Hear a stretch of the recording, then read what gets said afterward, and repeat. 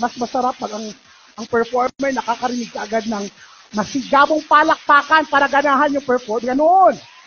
Ganyan. Totoo yan. Malaking bagay ang palakpak. Nakakaganang magtrabaho pag may palakpak.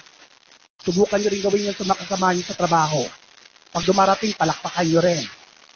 Para magtulungan kayo makauwi ng maaga. May mga tao pala dun sa malayo. Maganda ba ako sa malayo?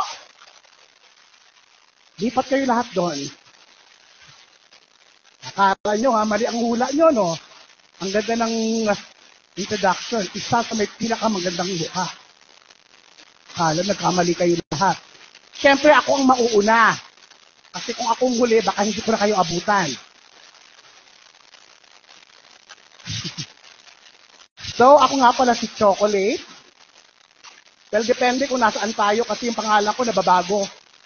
Kung nasaan. Sa Maynila, siyempre, Tagalog na Tagalog mga tao doon. So, tawag sa akin doon, Chocolate, diba? Chocolate. Pag nasa Amerika naman, siyempre, may arte na, chocolate. Diba? Naging 2 syllable na lang siya. Chocolate. Pag nasa Cebu ako, Diyos ko, airport pa lang, alam ko na nasa Cebu na ako, chocolate, chocolate.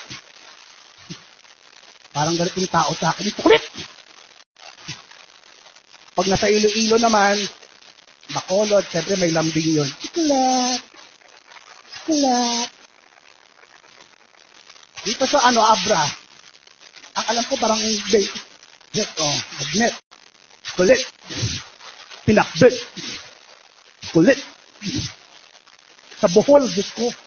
First time ko sa Bohol, naloka ako. Tawag sa akin ng mga tao doon, tabliya, tabliya. May iba, kukwa, kukwa. Kulang na lang taga kakao. Ang bongga naman kahit nasa malayo kayo, siyempre, kitang-kita tayo doon, no? Isa ito yata sa may pinakamagandang stage na performance ko. If not the best. Ang galing. Nakakaasap ng ABS-CBN, no? Ganito, yun ang level. Asap level. Kaloka. The best. Kaya IG story ko to. Asan yung PA ko?